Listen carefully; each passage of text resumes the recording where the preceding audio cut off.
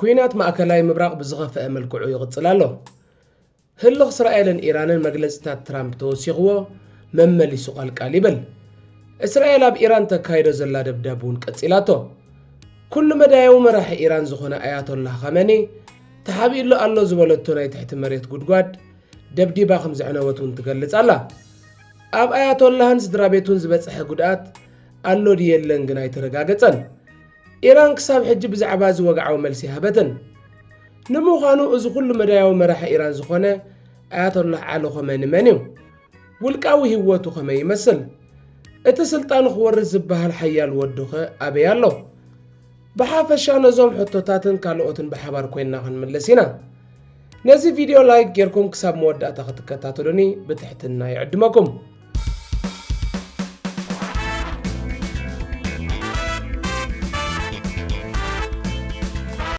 ፕሬዚደንት እታን እስራኤል ዳርጋ ከም ኣካል ግዝኣታ ሪኣ ክትንከፍ ዘይትደሊ ሕቡራት መንግስታት ኣሜሪካ ዝኾነ ዶናልድ ትራምፕ ንመራሒ ኢራን አያቶላህ ኢዱ ክህብ ኣዚዙ አያቶላህ እውን ኢራናውያን ኢዶም ኣይህቡን እዮም ብምባል መሊሱሉ ኣሎ ትራምፕ እውን ጽቡቕ ዕድል ይምነየልካ ብምባል ደጊሙ መሊሱ ብተወሳኺ ትራምፕ ኣብዚ ኩናት ኣሜሪካ ክትሳተፍ ድያ ኣይትሳተፍን ዝብል ሕቶ ኣብዚ ሕጂ እዋን ኣሜሪካ ክትሳተፍ ድያ ኣይትሳተፍን ዝነግረኒ የለን ክገብሮ ድያ ኣይገብሮን ኣይፈልጥኩን ብምባል መሊሱ ግን ኣሜሪካ ኣብ ማእከላይ ምብራቕ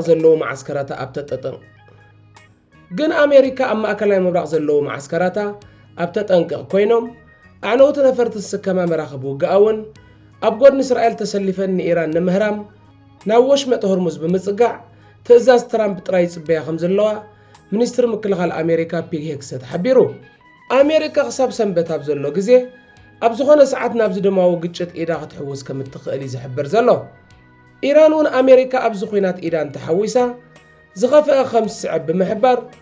ሚሳይላታን ኣብ ማዓስከር ኣሜሪካ ኣብ ማእከላይ ምብራቕ ኣነጻጺራ ኣብ ተጠንቅቕ ከም ዘላ ካብ ማእከላይ ምብራቕ ዝወፁ ዘለዉ ጸብጻባት የመልክቱ እስራኤል ኣሜሪካ ኢዳ ክትሕውስ ደጋጊማ ክትሓትት ጽኒሓ እያ ሰኔተራት ኣሜሪካ ኸኣ ኣብዚ ጉዳይ ተጸራሩ መርገጽታት ይሕዙ ኣለዉ ገሊኦም ኒኩለሳዊ መደባት ኢራን ስግኣት ንኣሜሪካውን ክሳብ ዝኾነ ኣሜሪካ ኢዳ ብምሕዋስ ነታ ኣብ ማእከላይ ምብራቕ ኒኩለር ዘለዎ ሓያል ኢራን ክፈጥር ይደልሎ ዝበልዎ ስርዓት አያቶላህ ካብ ስልጣን ክምሖ ይደልዩን ይጽዕሩሉን ኣለዉ ብኣንጻሩ ካልኦት ሴኔተራት እዚ ኩናት እዚ ናይ ኢራንን እስራኤልን እምበር ናይ ኣሜሪካ ኣይኮነን ስለዚ ኣብዚ ኩናት ዋጋ ዝኸፍል ወተሃደር ኣሜሪካ ክህሉ የብሉን ብምባል ይወቕሱ ካብ ኣሜሪካውያን ከፈልቲ ግብሪ ዝተኣከበ ገንዘብ ንእስራኤል ዝወልዓቶ ኩናት ንምውዳእ ክባኽን የብሉን ብምባል እውን ወሲኾም የረድኡ እቲ ኣብ ኢራን ከቢድ ጽልኢ ከም ዘለዎ ዝነገረሉን ስምዒታዊ ምዃኑ ዝሕበርን ትራምፕ እንታይ ከም ዝውስን ግን ክሳብ ሕጂ ኣይተፈልጠን ኣሜሪካ ግን ብኩሉ ትገብሮ ዘላ ምንቅስቓሳት ናብዚ ኩናት ኢዳ ከይሓወሰት ከም ዘይትተርፍ ብዙሓት ስክፍትኦም ይገልጹ ኣለዉ ንመላእ ዞባ ማእከላይ ምብራቕን ዓለምናን ሰላም ከውርድ እናተመነና ናብቲ ብዛዕባ ኩሉ መድያዊ መራሒ ኢራን ቢቢሲ ዘዳለዎ ውልቃዊ ታሪክ ህይወቱ ክነብለኩም ንምዃኑ እዚ ዕላማ እስራኤል ከይከውን ዝስጋእ ዘሎ ላዕለዋይ መራሒ አያቶላህ ዓሊ ኻሜኒ መን እዩ አያቶላህ ዓሊ ኻሜኒ ድሕሪ 1979 እስላማዊ ሰውራ ካልኣይ ላዕለዋይ መራሒ ሃገር ክኸውን ዝበቕዐ እዩ ካብ 1989 ጀሚሩ ድማ ኣብዚ ዝለዓለ ሓላፍነት ይርከብ ኢራናውያን መንእሰያትካ ብዘይካኡ ካልእ ዝዓበየ መራሒ ኣይፈልጡን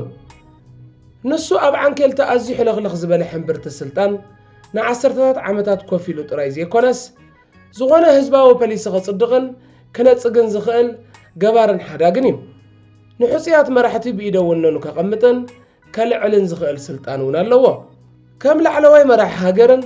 ዋና ኣዛዚ ሰራዊትን ንኮር ሓለዋ ኢራን IRGC ዘጠቓለለ ብሓፈሻ ንሱ ዝውስኖን ዝሕዞ መርገጽን ኣዝዩ ዝለዓለ እዩ እዚ ወዲ 86 ዓመት ላዕለዋይ መራሒ ኢራን ኣብታ ካልኣይቲ ዝዓበየት ከተማ ሃገር ዝኾነት ማሻሃድ ብ1939 ተወሊዱ ንሱ ካብታ 8 ውሉዳት ዝፈርየት ሃይማኖታዊ ስድራቤት ሓደ ኮይኑ ኣቦ ኢማምት ኣብ ኢራን ዓብላሊ ዝኾነ ሺዓ ምስልምና እዩ ነይሩ ትምህርቱ ቃብ መጽናዕቲ ቁርኣን ዝተዓብለለ ኮይኑ ኣብ 11 ዓመት ዕድሚኡ ድማ ኢማም ክኸውን ዝበቕዐ እዩ ግን ልክዕ ከምቶም ካልኦት መራሕቲ ሃይማኖት ስርሑ ማዕረ ፖለቲካዊ መንፈሳዊ ነይሩ እተተዛሪቡ ዘስምዕ ዝበሃል ኻሜኒ ምስ ነቐፍቲ ናይቲ ኣብ መወዳእታ ብእስላማዊ ሰውራ ዝተዓልወ ንጉስ ሻህ ኢራን ተጸንቢሩ ንዓመታት ድማ ኣብ ትሕቲ ምድሪ ወይ ኣብ ተሪር ቤት ማእሰርቲ ተሓይሩ ነይሩ ይበሃል 6 ግዜ ብምስጢራዊ ፖሊስ ተኣሲሩ ብስቅያትን ውሽጣዊ ሕራንን ድማ ተሳቂዩ ድሕራይ ግን ኻሜኒ ኣብ 1979 ፕሬዝደንት ኮይኑ ተመሪጹ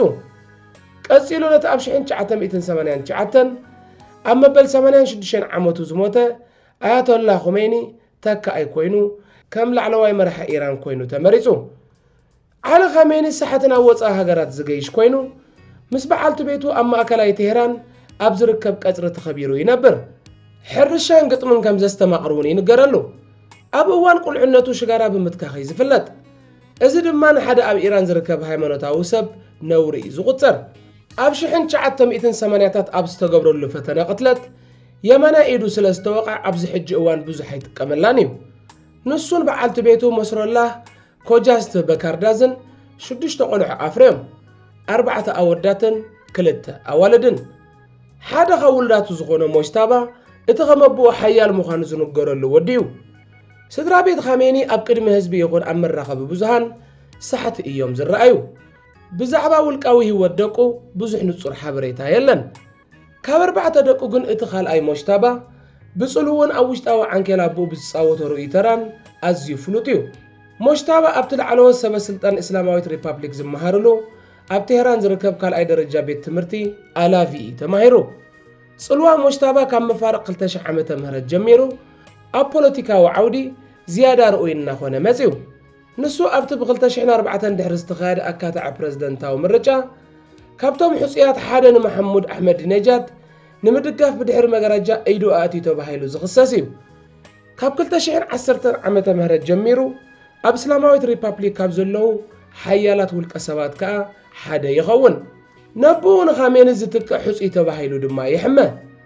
ገለ ወግዓውያን ምንጭታት ግና ነዚ ጸብጻባት እዚ ይነጽግዎ ዓሊ ኻሜኒ ከም ሓደ ንጉስ ንወዱ ብቐጥታ ዝፋን ክሕልፈሉ ወይ ዝፋን ከውርሶ ዘይክእል እኳ እንተኾነ ሞጅታባ ላዕለዋይ ሓላፊ ቤት ጽሕፈቱ ኮይኑ ኣብቲ ተሪር ዓንኬላት ኣቦኡ ርኡይ ስልጣን ከም ዘለዎ ግን ኣይከሓዱን በኹሩ ውላዱን ካልኦት ደቁንከ ሙስጠፋ ኻሜኒ በኹሩ እታ ስድራ ቤት እዩ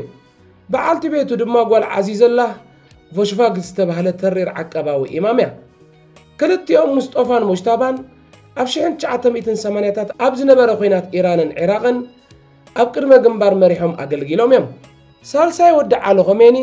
መስዑድ ኮይኑ ኣብ 1972 ተወሊዱ ንሱ ድማ ምስ ጓል ሙሐሰን ኸራዚ ዝተባህለ ምስ ዓቀባዊ ማሕበር መምሃራን ዝተኣሳሰር ፍሉጥ ኢማም ተመርዒዩ መስዑድ ኹሜኒ ካብ ፖለቲካ ሪሒቑ ዝጸንሐ ኮይኑ ብዛዕባኡ ብዙሕ ዝበሃል የለን ቅድሚ ሕጂ ነቲ ስራሓት ኣቦኡ ዝከታተልን ንኣያቶላህ ኹሜኒ ከም ቀንዲ ማእከል ፕሮፓጋንዳ ኮይኑ ዝሰርሕን ቤት ጽሕፈት ይመርሕ ነይሩ ታሪኽ ህይወት ኣቦኡን ተዘክሮታቱን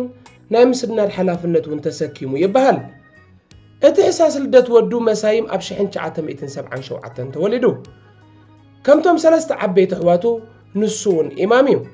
ስማ ኣብ ህዝቢ ብዙሕ ዘይፍለጥ በዓልቲ ቤቱ ጓል እቲ ንሰውራ 1979 ብገንዘብ ብምድጋፍ ዝፍለጥ ሃብታምን ጸላውን ነጋዳይ ማሕሙድ ሎላችያን እያ እተን ክልተ ኣዋልድ ደቁኸ ብዛዕባ ኣዋልድ ደቂ ኻሜኒ እውን ብዙሕ ዝፍለጥ ነገር የለን ብሓፈሻ ህይወት ኻሜኒ ምስጢራዊ እዩ ቡሽራን ሁዳን እተን ዝነኣሳ ኣባላት ስድራ ቤት ኮይነን ክልቲአን ድሕሪ ለውጢ 1979 ዝተወልዳየን ቡሽራ ኣብ 1980 ዝተወልደት ኮይና ምስ መሐመድ ጃቫድ መሐመዲ ጎልባየጋን ዝተባህለ ወዲ ጎላም ሑሴን እያ ተመርዓ እዚ ኣቦ ሰብኣያ ወይ ሓሙኣ ኣብ ቤት ጽሕፈት ኻሜኒ ሓለቓ ስታፍ እዩ ካብ ደቂ ትመራሕቲ እታ ዝነኣሰት ሁዳ ኮይና ብ1981 እያ ተወሊዳ ንሳ ድማ ምስ ኣብ ዩኒቨርሲቲ ኢማም ሳድቕ መምህር ኮይኑ ዝሰርሕ መስባሕ ኣልሆዳ ባግረኻኒ እያ ተመርዓ እምበር ክቡራት ተኸታተልትና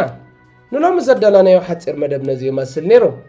ብኻልእ መደብ ክሳብ ንምለሰኩም ኣብ ዘለኹሞ ሰላም